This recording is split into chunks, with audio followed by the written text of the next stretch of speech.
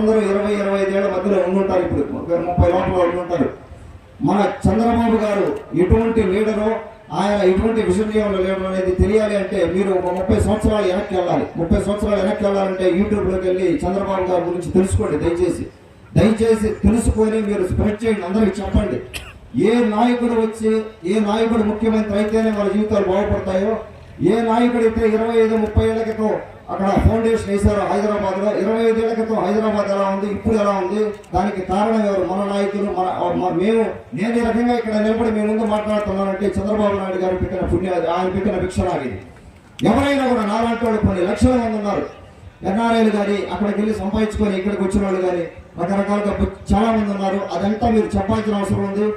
చంద్రబాబు గారు అంటే లీడరు. ఈ రోజున ఈరోజు మీరు ఆయనతో మాట్లాడితే 30 ఏళ్ళ తర్వాత ఏం చేయాలనే విషయం మాట్లాడతారు.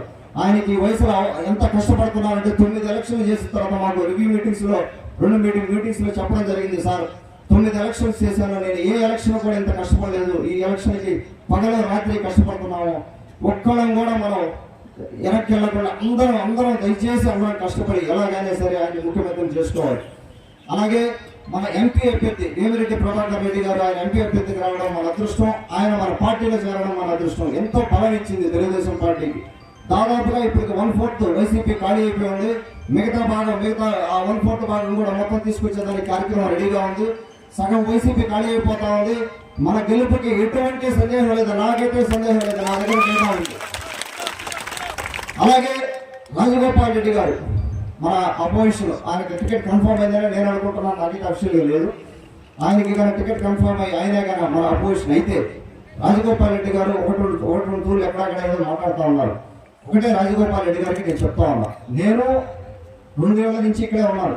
ఉదయగిరి నియోజకవర్గంలో 2 ఏళ్ల నుంచి నేను పనిచేస్తా ఉన్నాను. సర్వీసు పెట్టుకొని నన్ను నేను ప్రూవ్ చేసుకోవడానికి, నన్ను నేను పరిచయం చేసుకోవడానికి, నేను ఏం చేయగలనో చెప్పడానికి ఒక 15 ప్రాజెక్టులతోటి దాదాపుగా 1,00,000 మందిని టచ్ చేయడం జరిగింది.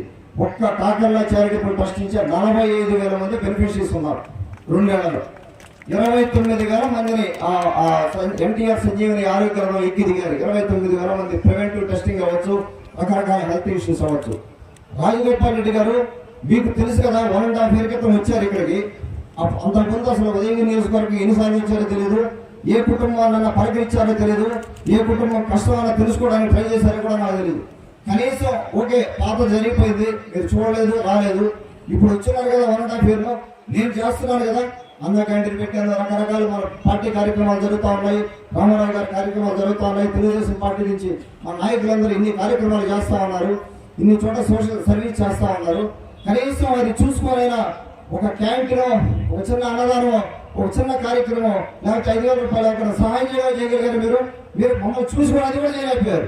ఈ రోజు వచ్చి నేను ఎక్కడి నుంచో వచ్చాను, నేను అదే చేస్తాను, మీరేం చేయలేరు. మీరు బెంగళూరు వెళ్ళారు, బెంగళూరు వెళ్తే డబ్బులు సంపాదించుకున్నారు, నేను అమెరికా వెళ్ళి డబ్బులు సంపాదించుకున్నాను. మీతో నాకు తేడా అయింది. ఒకవేళ నేను అమెరికా వెళ్ళిపోతానంటే మీరు కూడా బెంగళూరు వెళ్తారు. కాన్స్టిట్యున్సీలో లేకపోతే ఎవరెక్కడికైతే ఉపయోగం. నేను మాకు ఉన్న ఇల్లు ఒకటే, ఇక్కడ ఇంజనీర్లో ఇల్లు ఉంది. నాకు 24/7 నేను అవైలబుల్ ఉంటాను.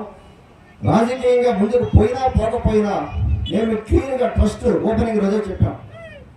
Kakarla charitable trust platform use చేసుకొని మా ఫ్యామిలీ ఫండ్స్